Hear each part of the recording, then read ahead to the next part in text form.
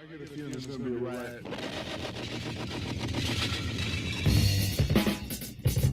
I don't read the newspapers because they all have ugly print.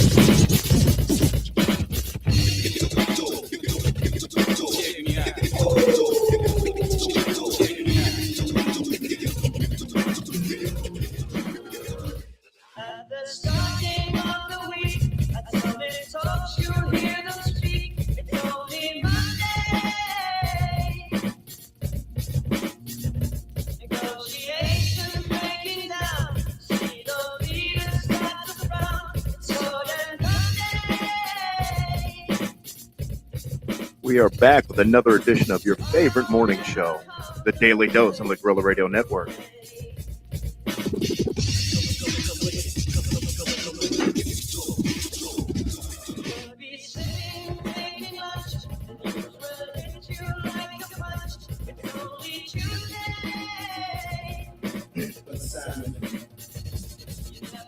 Ask your doctor if the Daily Dose is right for you. Common side effects include sarcasm, informed opinions, and wondering how the hell these people got elected. The Daily Dose starts now.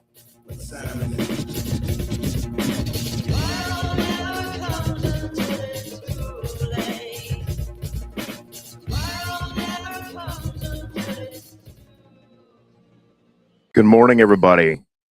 June 19th, 2026. You are listening to the Daily Dose on the Gorilla Radio Network. We're back with your next edition, going over some weird shit that happened, weird stuff that's going on, news, topics, sports, blah, blah, blah, you name it.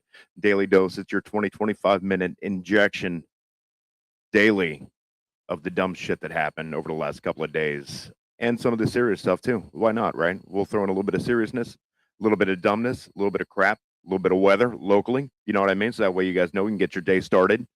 Make sure that you're off to a good start and you're not sweating your balls off as you're walking out to your car. But you will be, because it's still disgustingly hot, as I say, every day, every morning, Monday through Friday on the Daily Dose.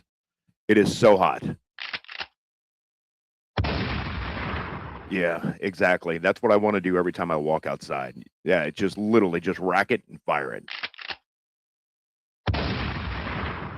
Without any further hesitation, let's figure out why I want to blow my head off every morning I walk outside and it's disgusting.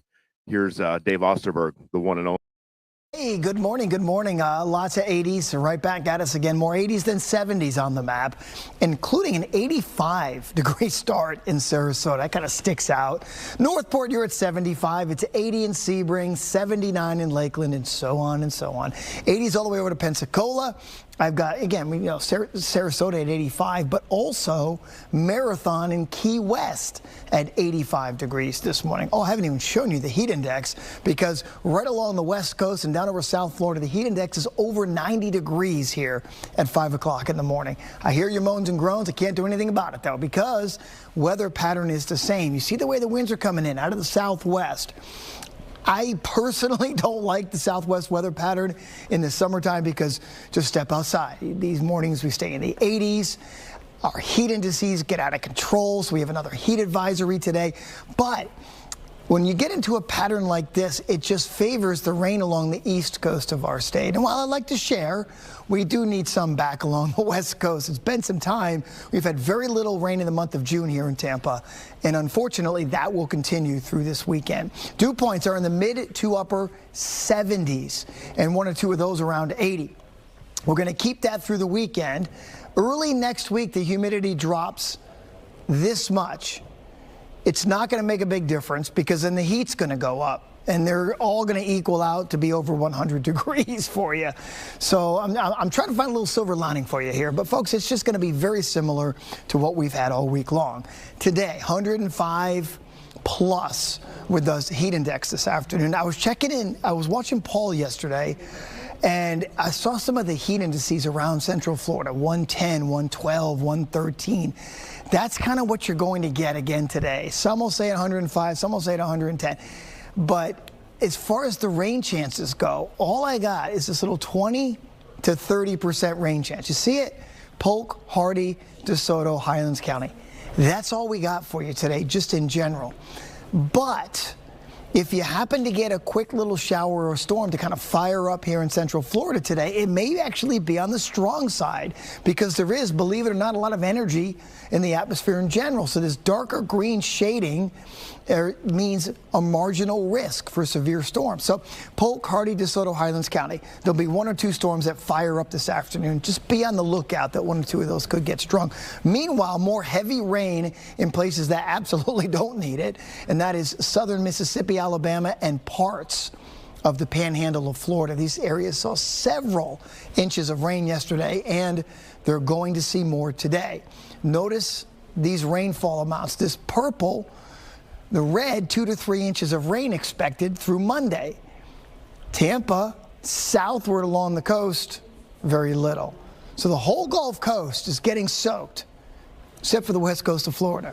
Heat advisory from 11 to 7, 1 or 2 inland storms today with 92 for your high heat index over 100. Moderate chop if you are boating today, but good news, Saturday and Sunday, we're back to a light chop like that. Next 7 days, you're going to see it's very similar weather pattern. Father's Day, hot and steamy, lower 90s, heat index over 100, and we'll just carry this into next week as well. Hey, good morning. There you go, everybody. That's your weather report for today on June 19th. It's Friday. It's the last day of the week, so this will be our last broadcast until Monday. I just realized that. So yeah, everybody, that's what's going on with the Tampa Bay area and the rain chances and blah blah blah blah blah blah blah. Just get your just like I said yesterday on the show, if you're working outside, stay hydrated. Make sure that you're in and out of the air conditioning if you have the ability to, and just try to maintain a cooler core body temperature, because if you're outside for a long time over extended periods of time, you could run the risk of heat stroke this time of the year, and that's the last thing I want to hear. So when you do have heat stroke and you do fall over dead because of heat exhaustion, don't say I didn't warn you. You heard it here first, folks, on the Daily Dose, the Gorilla Radio Network. We're trying to help out the public and make sure that no one dies from heat exhaustion. That's what our mission in life is to make sure that we take care of the public. It's our mission statement. If you open up the handbook, the employee handbook for Gorilla Radio Network, you'll see that on page 1, subsection 2.3, our mission statement clearly states that we're here to help the public in any way possible. So there you go, folks. That's our weather update. So we got some crazy stuff that's been going on in the news the last couple of days, and some good stuff also. As everyone knows, the New York Knicks, they won the championship, and yesterday they had the big parade. The ticker tape parade in the streets of New York, and the fans were just out of their minds. I mean, just literally out of control with the excitement and joy, and this, in a world where it's just everything's kind of fucked up right now, internationally, nationally, whatever you want to call it. It's always fun. It's fun, and we need to interject a little bit of joy into our lives to make reality a little. Heightened security in New York City because of the massive turnout. An estimated 2 million fans lining the streets of Manhattan, celebrating the New York Knicks. That massive police presence, more than 10,000 officers deployed to keep the fans and the team safe. At one point, police mistakenly stopping a Knicks player, not realizing he was on the team. ABC's chief investigative correspondent and Knicks fan, Aaron Gutersky, in the middle of it all. Tonight in New York City, pure joy. An estimated 2 million people pouring into lower Manhattan, exalting the Knicks. Let's go Knicks! Let's go Knicks! A grateful city uniting over its first NBA championship in 53 years. This is history. How can't you not be a part of this? This is history right now. They came in packed subway cars or on foot over the Brooklyn Bridge, a crush of blue and orange clad revelers shutting the streets for hours.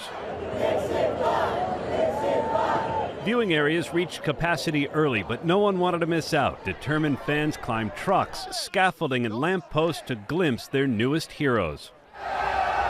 At one point, police stopped Knicks guard Tyler Kolek as he celebrated with fans, appearing not to recognize him.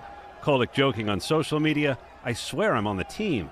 When the parade reached City Hall, the mayor paid tribute. So often when this city comes together, it is because we are forced to, by a moment of tragedy or adversity. What a gift it is to be brought together by pure, unfiltered joy. Finals MVP Jalen Brunson basked in the glory. Damn, New York, we really did it, man.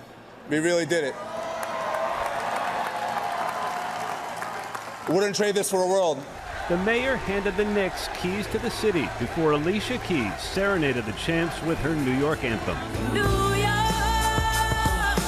concrete jungle where dreams are made of. There's nothing you can't do. They're cleaning up all the confetti now, David, but the elation that has overtaken this city over the Knicks and their championship is bound to linger for some time. Can you imagine the massive cleanup, though? I mean, there were confetti guns and just it's got to be huge. But who cares? You know what I mean? It reminds me of in 2002 when the Buccaneers. I don't know you guys how long you've lived in the Tampa area or if you're were around in 2002. But it reminds me of 2002 when the Tampa Bay Buccaneers, won our first Super Bowl in the history of the franchise. And I remember. I lived in Tampa at the time, and I was watching the game at a local watering hole, is what I like to call it. And then when the game was over, I had to get on Dale Mabry to head to my house. I lived in South Tampa. I was up in North Tampa watching the game, and I had to get in my car and drive to South Tampa. And as I got to the intersection of Lineball and Dale Mabry, which is about 3 minutes usually drive time from where I was located to begin with, it was just a wall of traffic. And bumper to bumper, no one is moving as far as the eye can see. For those of you that aren't familiar, once you get to the Lineball Dale Mabry intersection, there's an overpass that goes over Bush Boulevard. So you could see just lines of taillights just all the way cresting over the top of the Bush Boulevard overpass. And who knows how far it went over to the other side, because you can only see the upside of the crest. You couldn't see the downside, obviously, from where I was. And it was just insanity. People were out of their cars. They were on their roofs. Everyone was playing music, blasting it as loud as they could from their cars. People are dancing in the street. And, in any other situation, when there's bumper to bumper traffic, you're getting aggravated, you're getting pissed off, you're in your car, and, you're trying to figure out what the congestion is and what the holdup is. Well, not this night in particular, because it was just overwhelming joy in the streets of Tampa Bay. And we were all just celebrating in the street that day. And that route actually takes you to Raymond James Stadium. So everyone that was in their car was probably heading to Raymond James at that point to go and welcome the Bucks, all the players when they got off the plane and went back to the stadium. But it was just absolute insanity. And when I watched the Knicks fans celebrate, it absolutely reminds me of that. It was one of the most amazing moments I could remember as a Tampa Bay lifer, because it was absolutely incredible. I mean, nonstop joy, excitement, dancing. And like I said, when I see these folks in New York doing it, it's the exact same thing. So I understand and I feel that energy for them because I experienced it firsthand. And it was incredible. It was incredible. Today is June 19th, also known as Juneteenth. So for anyone out there that's listening, happy Juneteenth, everybody. I was fortunate enough to call Donald Trump on the phone. And he wanted me to get a message out because he knows how popular this show is. And he wanted to make sure that he got a message out for Juneteenth. Stand by. Black men. I love black men. I love them. I love them. That was his message. So he wanted me to get that out there and just let everybody know that's his happy June 13th message. So, yeah, Donald Trump, if you missed it, here it is one more time. Black men. I love black men. I love them. I love them. Yeah. All right. So there we go. Moving on. Here's, the world sometimes, our government sometimes makes really good decisions, right? Sometimes they make really poor decisions on a national or state level. Nationally, obviously, the war with Iran, the society's torn. You're either for it, you're against it, blah, blah, blah. I personally don't understand why we ever got involved with it. So I guess if that makes me against it, so be it. It is what it is. Rising gas prices, blah, blah, blah, or a byproduct of that. Shipping and everyone knows it, the crap. I'm not going over all of it. Sometimes they make really good decisions, but more often than not, we hear about the bad stuff that gets put into place by our government. Well, here is something that is not a really good decision by our state government here in the state of Florida. Well, Floridians who are 18 to 20 years old can now legally carry concealed guns. Thanks for joining us. I'm Shay Simon. And I'm Ben Becker. It's the result of a new ruling from a state appeals court. Action News Jax state and local government reporter Jake Stofan is live. And Jake, in Florida, you have to be at least 21 right now to buy a gun. Yeah, there are only very limited circumstances under which somebody between the ages of 18 and 20 can legally obtain a firearm in Florida. That would be either being gifted a gun by a family member or getting it through inheritance. But now, given the direction we've seen the courts heading in recent months, both Second Amendment advocates and gun safety advocates believe there's a very real chance we could see the age lowered back down to 18 in the near future. To be 21 to legally buy a gun in Florida, but under a new court ruling, 18 to 20-year-olds can now legally carry concealed firearms. Lucy Rowles with Florida Action Alliance worries about the impacts on public safety. FBI statistics show 18 to 20-year-olds commit the largest share of homicides of any age category, accounting for about 20% of all homicides across the country since 1985. 18 to 20-year-olds can now carry a hidden firearm that they can't legally purchase. You know, that's not a loophole. That's a policy disaster. But Eric Friday, general counsel of Florida Carry, notes since September of last year, a previous court ruling has allowed 18 to 20-year-olds to open carry. But most people don't want to open carry. They want to concealed carry. That is what is more typical in this time period. In both cases, Florida's Attorney General James Uthmeier declined to defend or openly called into question the constitutionality of the state's gun laws. Similarly, he agreed to enter into a settlement earlier this month, seeking to have the state's 3-day wait period for firearms purchases declared unconstitutional. He seems to have chosen the gun lobby over the safety of Floridians. But Friday argues Uthmeier is upholding his constitutional duty, not ignoring it. The Attorney General is conceding these points because he has properly read the Constitution and the recent U.S. Supreme Court decisions. Now, Friday notes there is a case pending in federal courts challenging Florida's 21 age restriction for purchasing guns. He believes that could end up on the U.S. Supreme Court docket as early as next year, possibly. That's outstanding. You know what I mean? That's a great idea. Great idea. We always kind of circle back, or I do anyway, not we, I do, to the teen takeovers. That's always, that's good. That these kids are out in the street and they're, by the hundreds, sometimes thousands, just acting a fool and being ridiculous in the middle of the street and causing all sorts of havoc and chaos. And now those teens are able to, carry guns and conceal them, which I think is an exceptional idea. I mean, good job to the government of the state of Florida for allowing that to slip through the cracks and get past.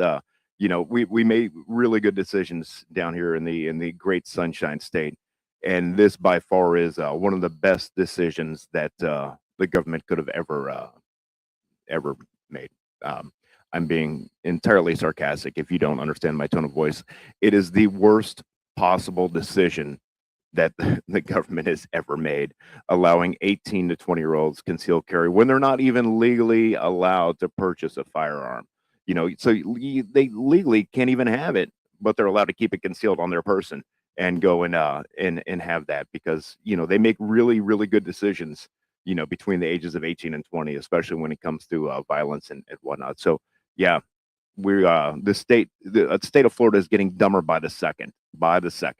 And you know what? It's my right. It's my Second Amendment right to carry my guns and protect myself. It's in the Constitution. It's my Second Amendment right.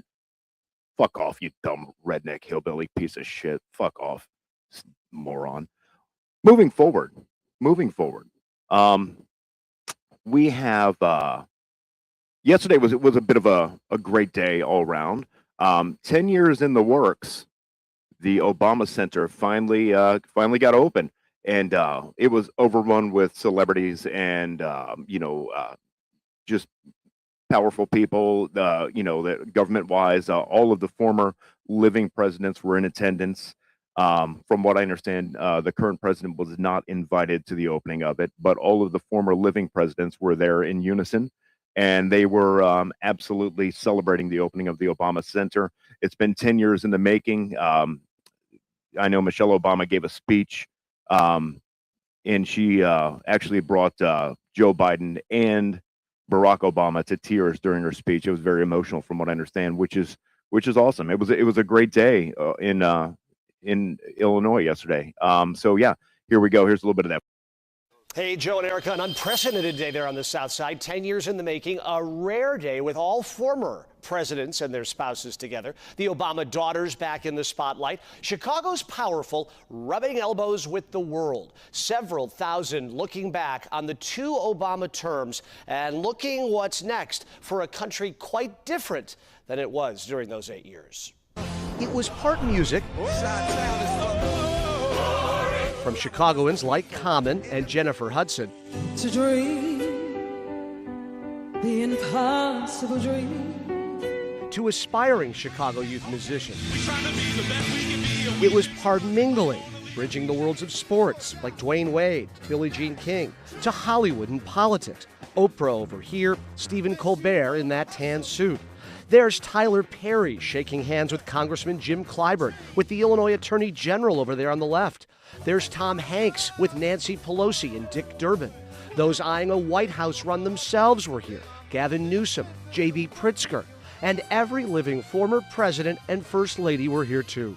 It was also part message, both about the center and the president it's dedicated to. And you did it all with such grace and class and cool that you made the hardest job in the world look like a walk in this beautiful park.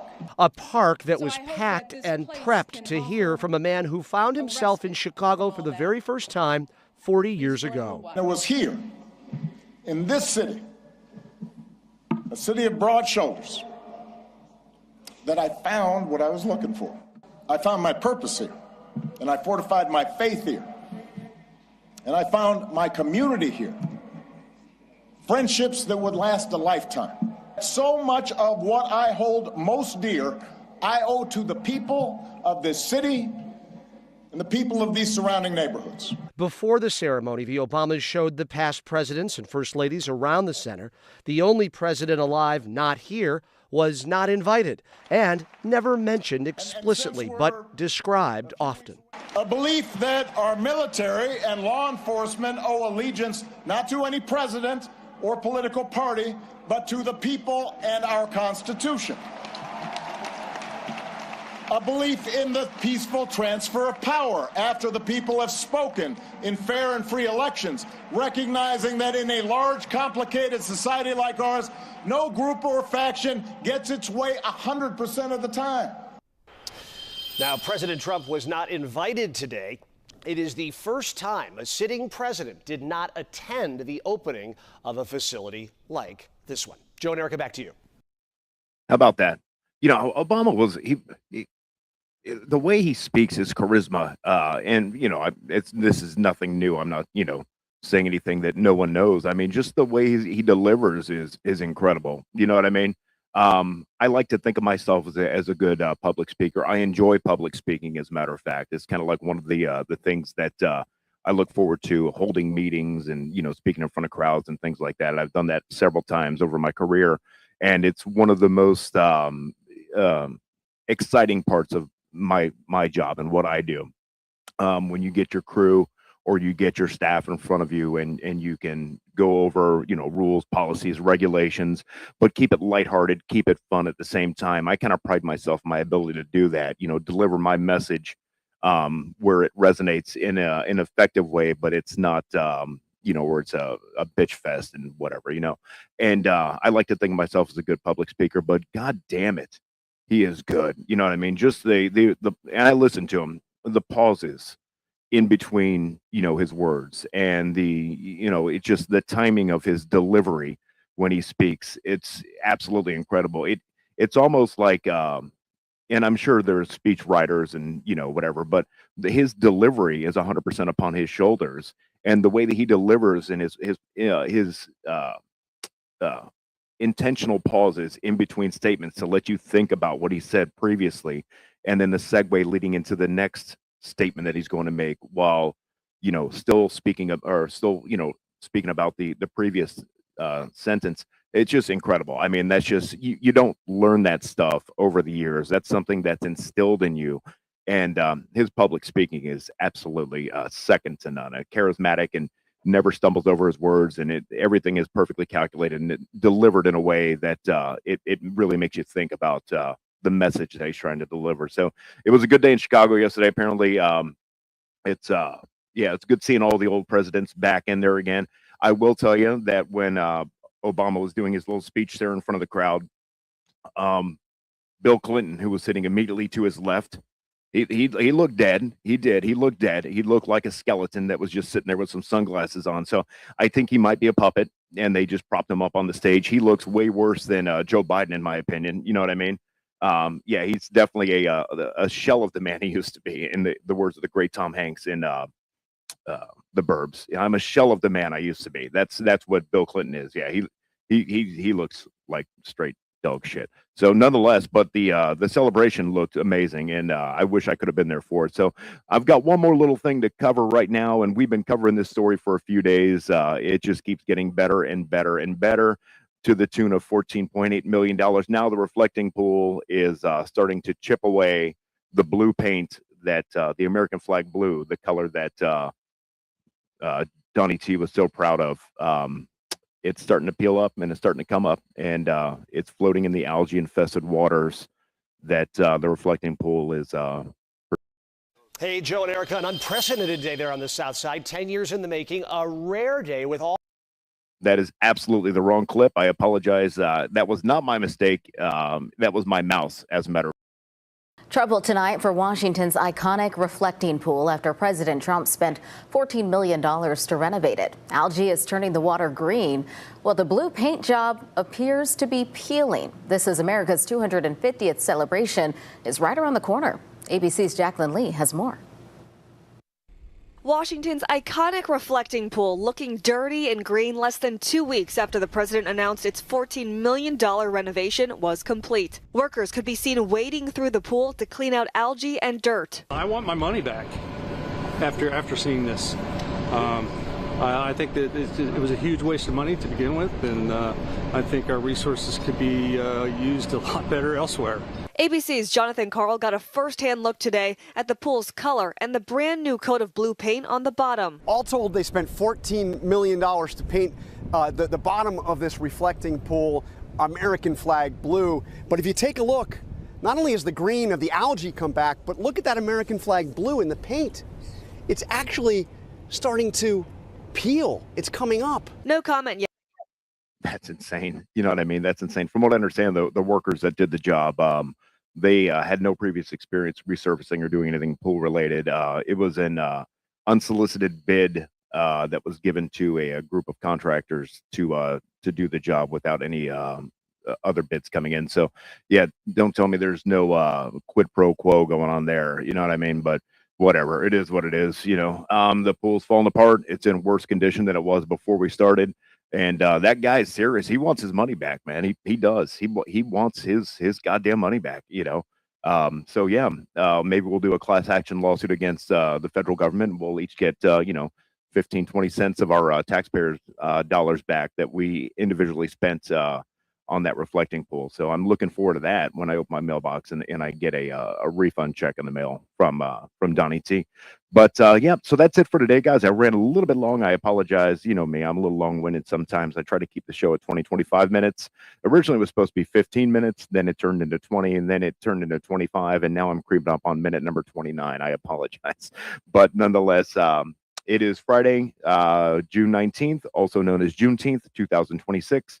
We're about to sign off. Don't forget, you can follow us on social media networks, Facebook, excuse me, Gorilla Radio Network, Instagram, Gorilla Radio 47, or you can subscribe or view us on our YouTube channel at OG Gorilla Radio.